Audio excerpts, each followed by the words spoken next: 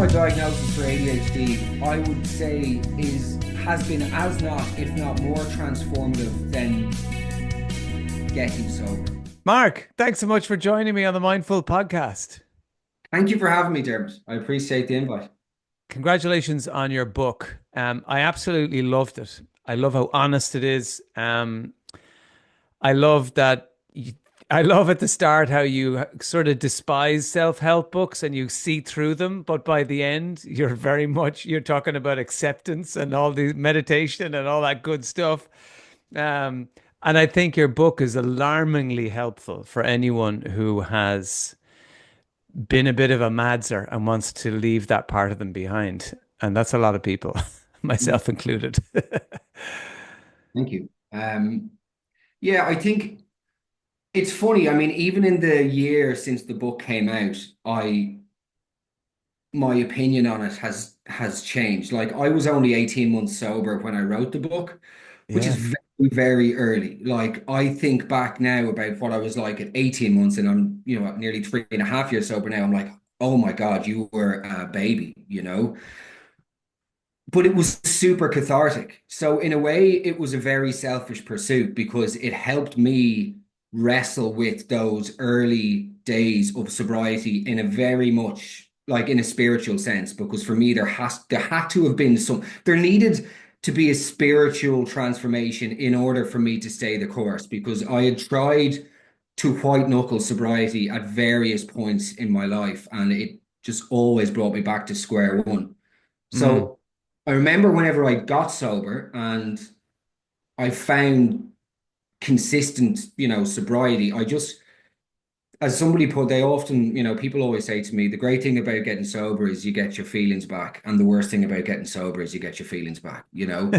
And I found after a year, I wasn't drinking, but my head was just completely all over the place because my identity was so intertwined with the drinking and the persona that I had created online and in real life was so interwoven with Mm. drinking, the caricature, all the offshoots of drinking as well. Like, the way that I participated in relationships, the sort of transient lifestyle from Brighton to London to the music industry to comedy, that eventually, after being sober for a year, I was going, well, actually, who am I? And how much of this version of Mark was just something that facilitated me being an alcoholic or somebody with a problematic relationship with alcohol. And I think that's Mm.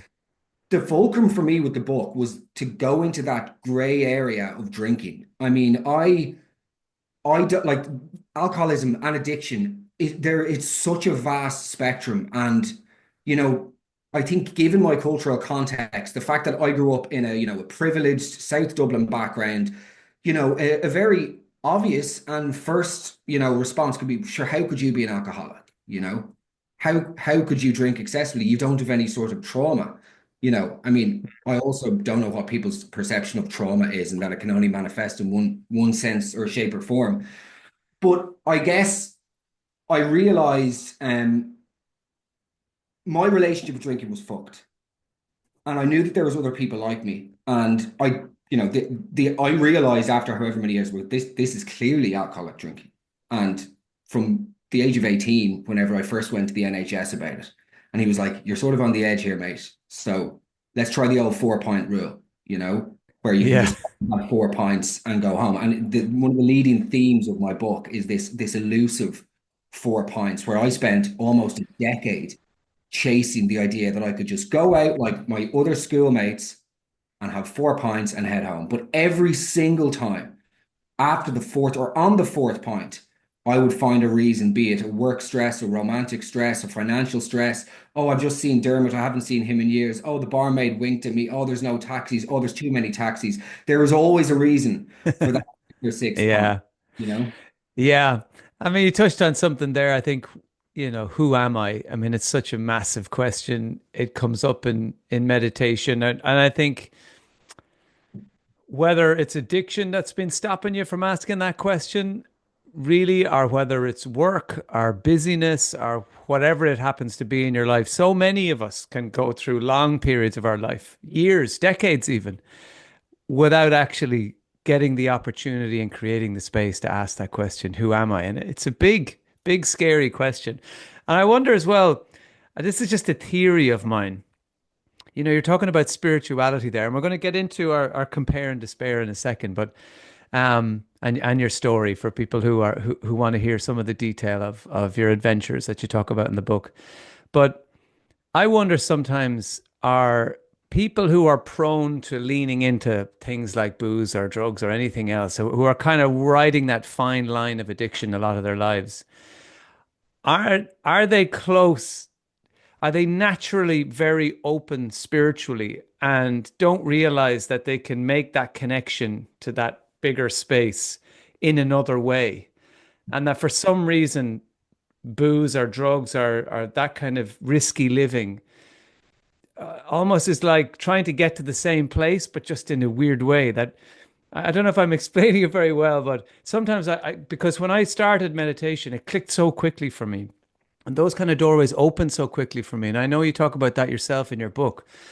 And I'll tell you a story. I'm not even sure if I've ever talked about this, but one night I was finished a gig in town. I was with another comedian, and I thought it would be a great idea after about 5 pints to go for a swim at like 1 o'clock in the morning in the sea. So we went out to Hoth, and the only problem was it was risky anyway, because obviously it was the middle of the night, but there was a full on storm. Mm. And we still went down the cliffs and we walked all the way down this dangerous path. And we got into the sea. And Mm. I remember, like in the madness of it, this gale force wind, pitch dark, really dangerous. And, you know, my wife was not happy about me doing this. And I had kind of sent her a text. So I was freaking her out as well. And I remember getting into the sea and I just went below the waves. And I was overcome by how quiet it was. It was Mm. like this just peace. And I was aware of all the thrashing waves above my head, but under Mm. the water for those few seconds, it was silent. And I think about that a lot of the time. And for me, I think in a weird way, that was me looking for spiritual silence, peace, and comfort in completely the wrong way, reckless, dangerous, threatening to my relationship. And I wonder, is can you relate to that? And do you think that maybe, you know, those of us who find ourselves putting ourselves in those precarious, addictive positions Mm. are actually naturally close to that sort of spiritual veil, and we Yeah, just don't realize it, and we try to make that connection in the wrong ways. I completely agree. Um, and you've described it perfectly because for years I was under the illusion that I was drinking to create a feeling. Okay. It's just drinking to feel good. Mm, I was drinking because I wanted to feel excited. I was drinking because I wanted to feel more sad. I was drinking because I wanted to process this breakup. The reality is I was drinking to escape my feelings, not to create one. I wanted just to go to a place that was aside from myself. And I think the word that you use there, which is so important, is the silence. I craved the mm, abyss, and not the abyss of legless drunk. That was a byproduct of where I wanted to get to. Where I wanted to get to was peace of mind and peace between the ears and the shoulders sagging. And this is like, for me, is so fundamental to my acceptance that I can never return to alcohol again. Because as you say, that is the wrong cul-de-sac to wander down to solve the noise in the head and to find mm, that peace. All of the offshoots in terms of, one night stands, partying, nightclubs, and all that bullshit, like that is bullshit, okay? And there's an element of it being entertaining bullshit for a while. Like, as they say, it's like first it's fun, then it's fun with problems, and then it's just problems. But when it got to the stage of it just being problems with me, I was in my bedroom with 4 bottles of wine, and all I wanted was to be left alone so I could find some sort of sense of internal quiet. I remember whenever I did Brendan O'Connor's breakfast show last year when the book came out, I was overwhelmed with messages from people saying, listen, your interview was great because I sort of described alcoholism in my weird and I guess honest, but probably uninformed or academic way. And people said, have you been have you been tested for ADHD? Because what you are describing sounds really, really like ADHD. Subsequent to that, I have been diagnosed with ADHD. Now, from day one as a child, I was told I had ADHD, but I was also conditioned to think that ADHD was some sort of nonsense illness that was misbehaving. It was a four-letter way Mm. of describing a brat. Another four letters, if the brat wasn't good enough, you know. Um, Charlie XX has the rights to brat from now on. But basically, ADHD was just dismissed as like, this is nonsense.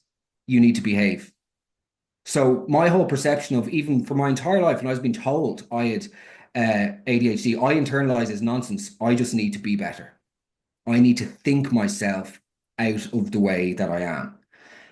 And of course, I went searching in all of the wrong places. Mm. Well, let's get into some of that because there's a line in your book which kind of frames it nicely, I think, for what we want to talk about. And you say, I drank to feel less different from other people, but in the end, it was my drinking that made me different from other people.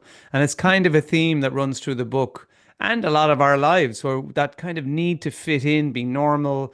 We're comparing ourselves constantly to other people, and in our efforts to join, we end up separating ourselves. So. Um, you find yourself over in the UK and you're working in music and the drinking starts to pick up for you. And what amazes me is that through your journey with drinking, you're still being successful. You know, you're being a successful songwriter, and you end up getting a job in the BBC in London, and you're still progressing, but it's just kind of like one foot on the accelerator and one foot on the brake. Very sporadic. Like I would have Mm. sporadic bursts of like hyper intensity and focus. And then, as somebody once told me when I first got sober, it's the gradual unraveling of my life. And Mm. that perfectly describes my relationship with booze, where no matter what the situation is, and I was the king of the fresh start, whether it was like move to London, move to Brighton, move back to Dublin, constantly starting over with friendships, with relationships, with work and stuff. And furthermore, like it is difficult being, creative and being trying to earn a living in music. Like I had to do nightclub events to support me wanting to become a musician because, being a club promoter made me lots of cash. But then, of course, that cash led to me going out for more partying and the whole thing Mm. became a circle. But basically, I would say London. Like I got the job in the BBC. I got that job via Twitter.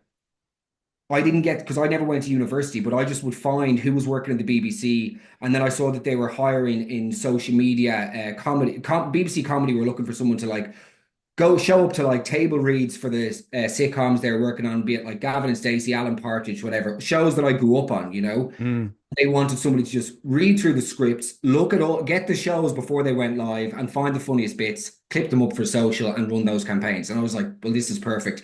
And I'd gone viral on Facebook. Like I'd done lots of my comedy on Facebook back when Facebook was like, I'd get millions of views on a video. Mm. I wouldn't get paid, but I'd be recognized in Wales. It was crazy back when I was like 20. So I'd go for pints. And basically I would find a way of getting into these places. So like I got a job in the BBC, and that was my moment of like, you've arrived. You've and at my core it was you finally pleased your parents.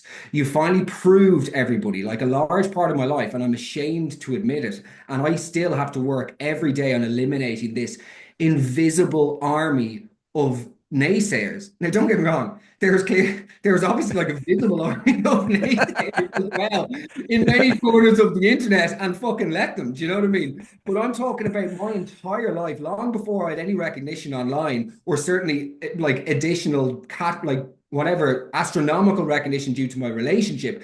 You know, I just in my head it was always this: I will prove them wrong, and Mm. it's I can realize now it's sad because like at times, and it's not about self-pity because I was so lucky with, my mum did everything she possibly could for me. So it's not a question of allocating any responsibility or blame or, anything like that. I was so fortunate with my childhood, and my mum did everything she possibly could to help me. When I got panic attacks, brought me to the doctor. The doctor said you probably have diabetes. That's why your heart is fluttering. That's the level of where Ireland was. So Mm. I just want to clarify that so it doesn't look like I'm sort of the small violin is out. But basically, sorry, I would get these. jobs or I'd get a big opportunity, like working on a big album, and we go out to LA. And Mm. what do? I just go on the piss. Well, there was a time when you went out with Mark Feely from Westlife that you talk about in the book. You find yourself out in LA. He's taking you on board as a songwriter, and you have these big meetings. What happened? I had panic attacks. So we would have some meetings with some like, this is whenever Mark was, doing just unbelievably successful, like with Westlife Mm. and finished and whatnot. And I was, as a result of working with Mark and writing songs for him, I was getting access to these like ridiculous meetings. And vividly remember on the way to meet one person, like having to stop the taxi and get out because I just couldn't. And Mm. it's weird thing. And I think lots of comedians and also lots of alcoholics can relate. And I know lots of my friends with ADHD can also relate, where you are a complete egomaniac, but you with a crippling inferiority complex. So it That's doesn't everyone in comedy. it doesn't make any sense how every time I meet a comedian, I'm like, Jesus, you're actually a lovely bloke. And it's like, why did you think he wasn't a lovely? Well, I don't know, just because he's another comedian. Do you know what I mean? It's like, it's weird. I mean, me and Darren Conway, the comedian, we did an ad for Sky or something last year, and we spent a few days like on the set together. And just getting to know each other was so bizarre because you had such different perceptions of what the other character was. And we spoke about that with comedy, how people tend to lift the ladder up behind them, because there's this idea, it's all imagined, these imagined rivalries. And in LA, like I just couldn't bear it. I mean, I was getting panic attacks since I was 14, and they were always untreated, because Mm. there wasn't back then, people didn't really know what panic attacks were, and certainly anxiety didn't exist.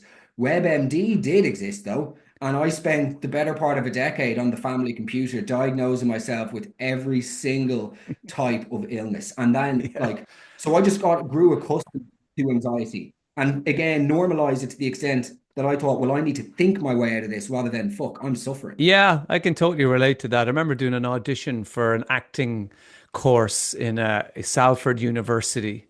And I remember being so nervous. And I was aware that I was different to the other people there. I'm sure they had nerves, but Mm, I was in a whole other level of panic. And I mm. remember I had sounds really nice, a yellow linen grandfather shirt. And I like linen doesn't take sweat well.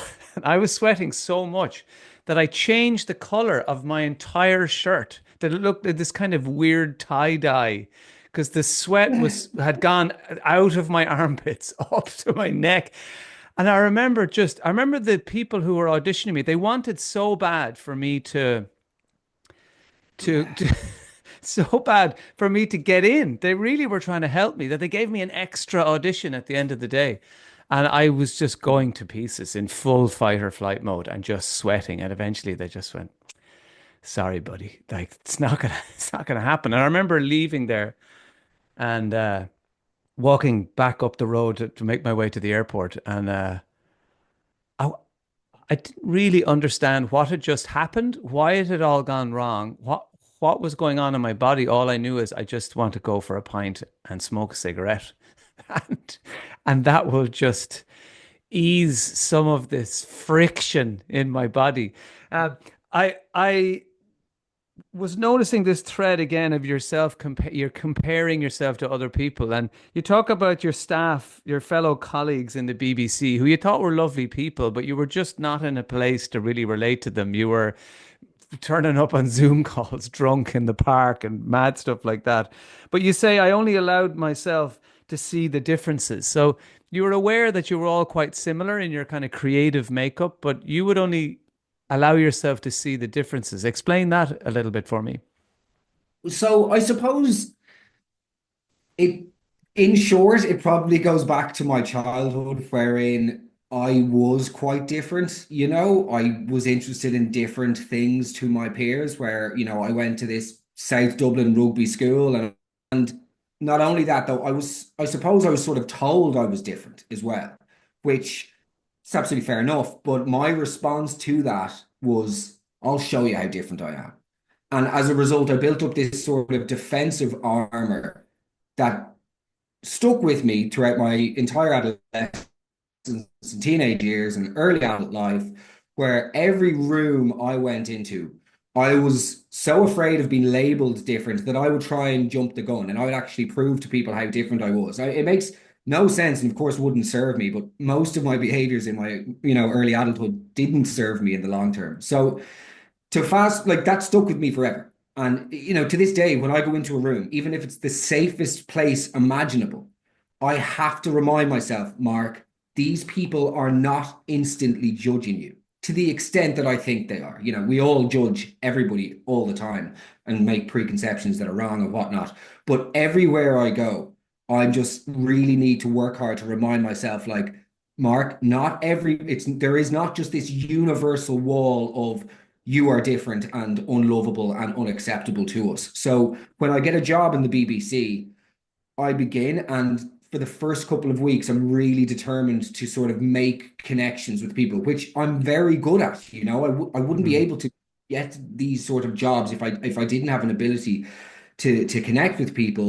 But the problem is that slowly but surely, and this is a sort of desperate cocktail of be it ADHD and or alcoholism, is that after a couple of weeks, I start to get bored and I start to lose interest in the work. And also I find it unfathomable. My colleague sitting beside me, I asked her, what did she do for the weekend? And she said, I went for a walk on Friday evening. I met my sister for brunch on Saturday morning. I went to Columbia Road Flower Market in the afternoon. I came home and I cooked this recipe I wanted. I watched and I'm going, how have you done all of these things on a weekend? I went drinking on Friday in Soho and then just kept going. And then here I am. And that just sort of exacerbates that sense of like I'm fucking broken basically because I'm not able to do things the way that other people can.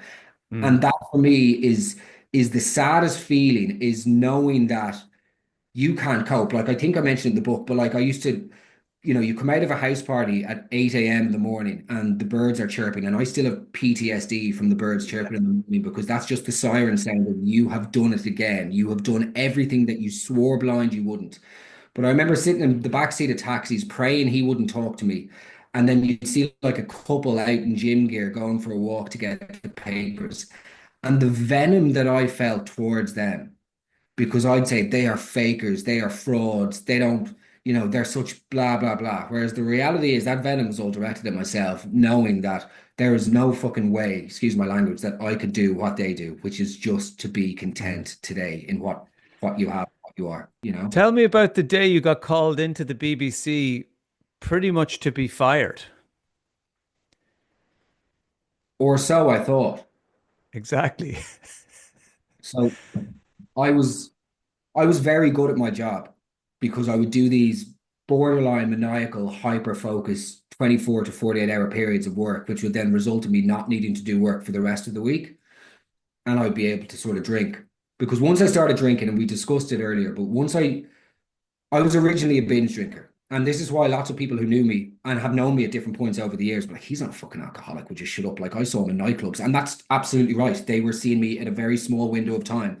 And, also I don't have, the sort of maybe morose, sort of defeatist personality that they associate with what an alcoholic is. And they just think he's a Mm. wanker. Do you know what I mean? He's a wanker who had an identity crisis. And they wouldn't be wrong. But, there is more to it.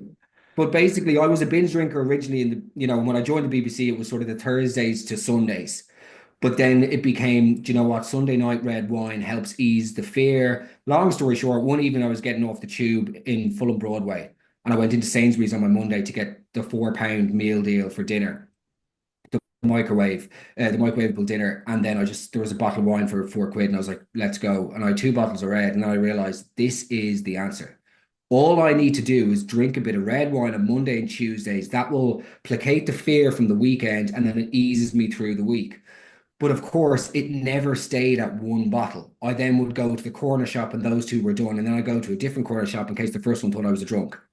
But so what I'm saying is with the BBC, that started affecting my work, wherein I would then work from home before pandemics. Like I'd work from home on Mondays and Fridays, but then because I couldn't, I'd be dying on a Monday and then, too giddy on the Friday and out from the Thursday night.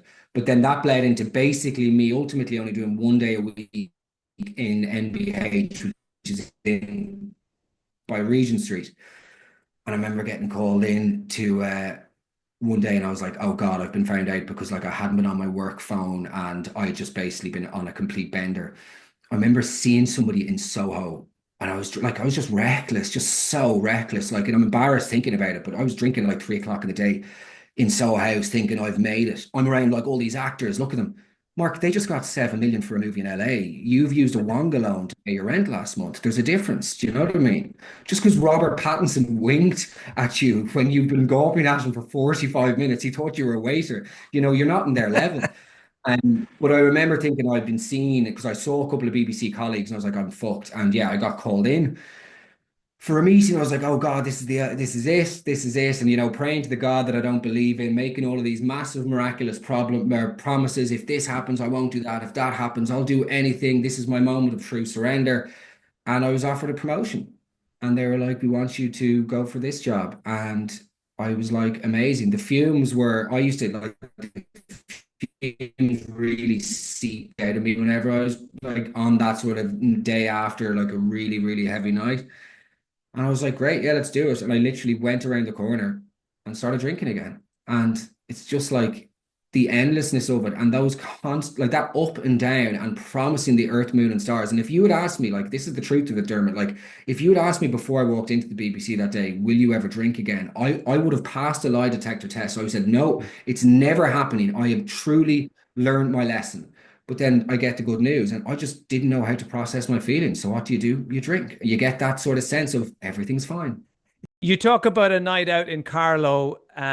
There's cocaine involved, and it's a real low point. And I guess that's the last time that you um, that's the time where you decide, okay, maybe I can find a way out of this. What was it that helped you get out of this spiral? Desperation, really, sheer desperation, and Mm, the knowledge that I couldn't be me anymore the way that I was. That's the reality. It takes, I tried to get sober for about 3 years previously. Since around October 2018, I think until around October 2021, I've been trying various methods myself in terms of YouTube tutorials, white knuckling it, exercise, diet, relationship, all of the above, in order to solve what was clearly a very serious drinking problem and a sort of shambolic and at times very meaningless life, if truth be told. And after my last binge at a wedding, I'd been 6 weeks sober going down to the wedding, and I arrived in there and I just realized I have absolutely no idea how to be.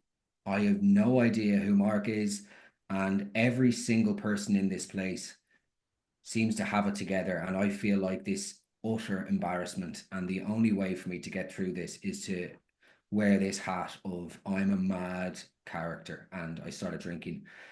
And then that was the end. And it's without saying dramatic, it took that level of like waking up going, I sort of want to hand over the keys to the ignition of me here. I want to revoke my passport of self because I just couldn't do it. I couldn't do it. It was death or it was give somebody else the steering wheel because mm. I was so sick and tired. And I think looking back now, like I realize that that is the greatest gift somebody in a very serious bind in terms of behavioral patterns can be given is that gift of desperation, wherein they will do anything for it to change. And when I, on that day, like if you'd said to me, Mark, for the next 10 weeks, I need you to stand on your head in the corner of a room, Grant, I'll do it, no problem. I will do anything. And believe me, like there's lots of elements of recovery that I was uncomfortable with at the beginning, and the theological element that, you know, lots of people have a perspective on and whatever. Like, I was so afraid, but I said, you know what, fake it till you make it. I can't go back there. I will do whatever it takes to not go back there. And then now, a few years on, like slowly but surely, you begin to develop and cultivate Mm. your own sense of meaning and perspective on a spiritual level. That helps you stay away from that darkness, you know, Yeah. And when did you learn about compare and despair? Tell us about that. in terms of, do you mean in the context of recovery or do you mean the context of life? Yeah, was it something it's a term that a lot of people may not be familiar with. I mean, I guess the root of it is the more you compare yourself to other people, the more you end up in despair, and social media is a great amplifier for that. Is that an area that you Yeah. discovered through CBT, or how did you come across that idea? Well, I suppose putting the drink down was the beginning of solving, or looking at the problem. Putting the Mm, drink down made me realize that my issues were rooted in self. The alcohol was symptomatic. And then after a while, once the dust somewhat settles, you have to stop. Staying stop from the drinking is the number one. And every day, today when I wake up, I'm on my hands and knees and I ask to my higher power, whatever I have a personal relationship with a higher power, I say, please help me get through today sober. And at the end of the day, I say thank you for getting me through the day sober. And that's just the bottom line, is to stay sober. Because everything else after that, spirituality, wellness, self-analysis, growth, all of that stuff is gone the moment I pick up a drink. But once I did stop drinking, I was given then the opportunity to really evaluate the way that I was living my life and the way that I was thinking. And I realized a lot about how bad and how sordid my mindset is when it comes to other people and these imagined invisible enemies that I had everywhere. And yes, there was a bit of bullying in my childhood, but I was both the victim of bullying and I was also the perpetrator. It's that weirdly complex relationship that schoolyards have where you can be both good and bad at the same time. They can mhm, coexist.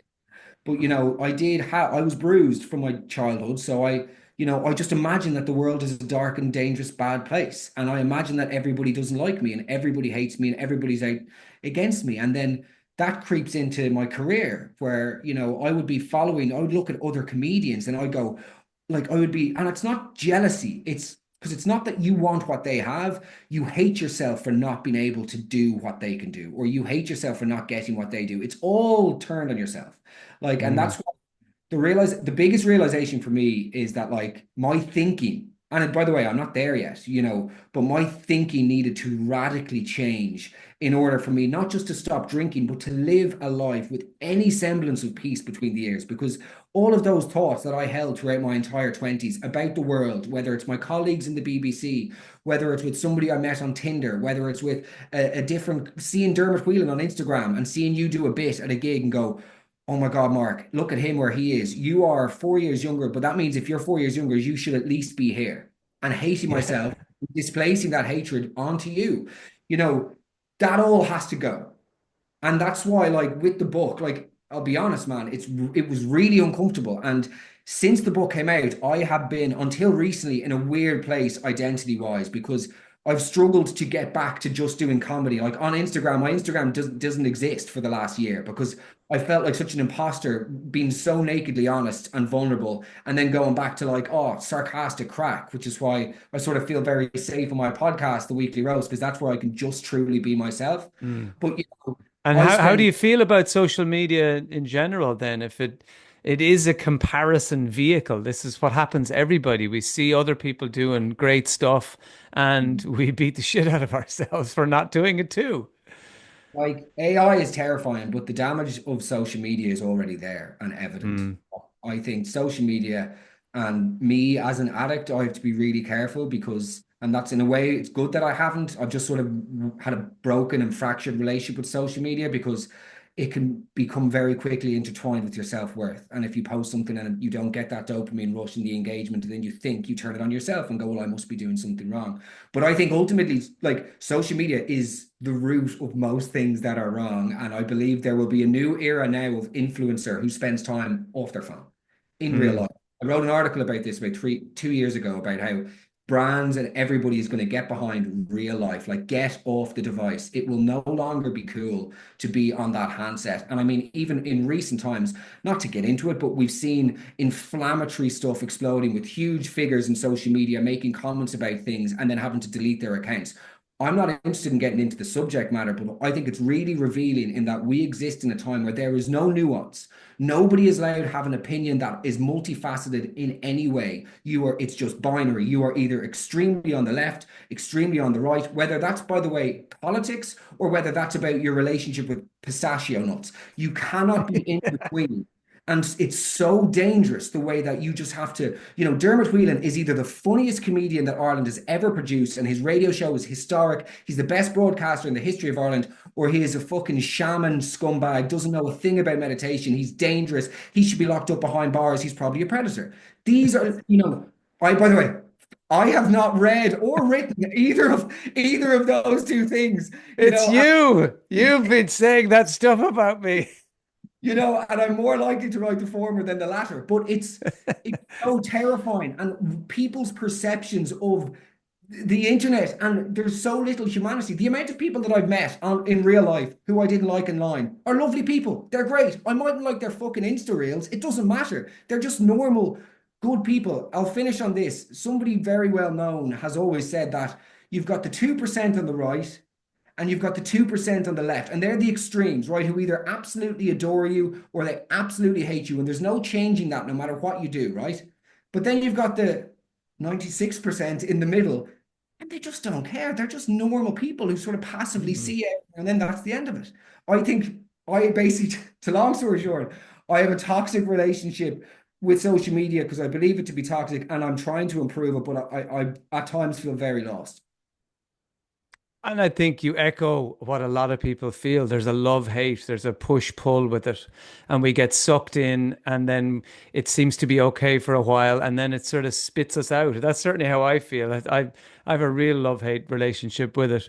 Um, Getting your head straight, changing the way you're thinking about how you relate to other people and how you relate to yourself. What techniques, what skills, what tools have you used over the last while that have really helped you?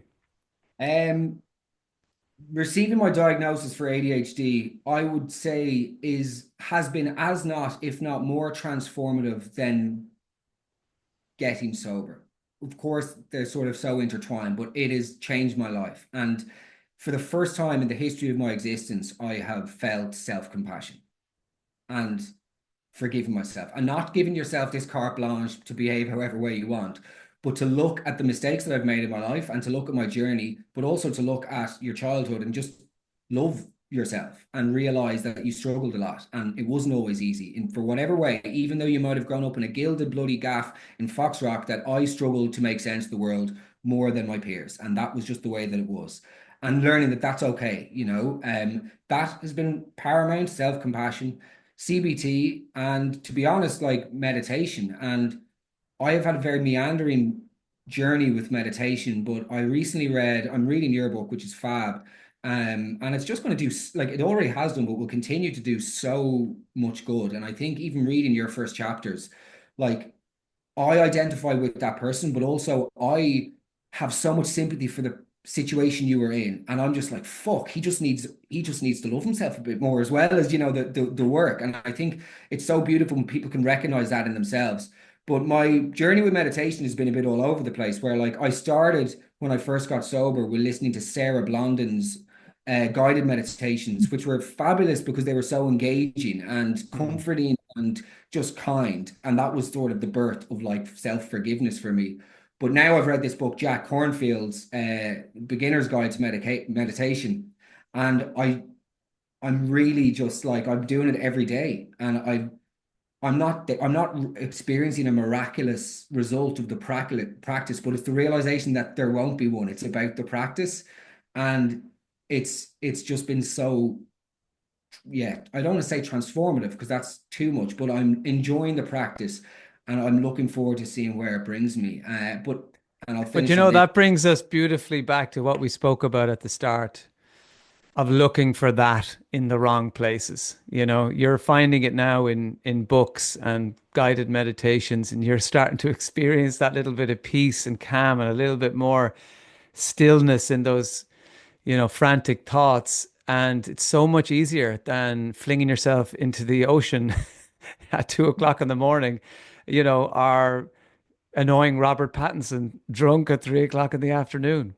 And I just want to say, Dermot, because I know we're about to wrap up and I don't want to gush, but like, thank you for going to where you've gone with meditation, with writing, and particularly showing young men it's so okay and normal to do all of these things and to self-explore in a non over the top way, but also the way you've done your career and you're this unbelievable comedian, and then you just do a U-turn and showing people, A, it's never too late to change, but don't be afraid to be who you are. And as cliche as that is, man, it's so powerful for people like me and for younger men behind you to go, wow, like, you know what, I can just maybe be a little bit more like Mark, and it's not the end of the world. And that's just for me. It's like, thank you for that because it's incredible.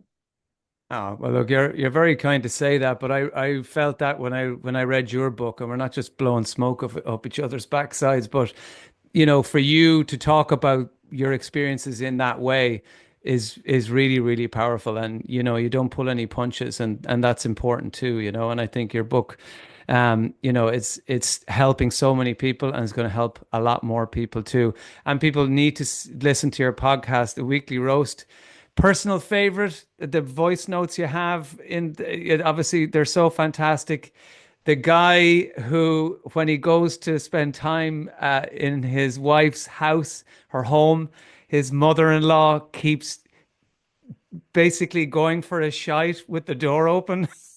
It's That just blew my mind. it's Ireland's confession box. Every week we get people from all over the country sending in their stories. And my God, you if you think you're crazy, have a listen and you'll feel an awful lot more normal and together than you realize. Yeah.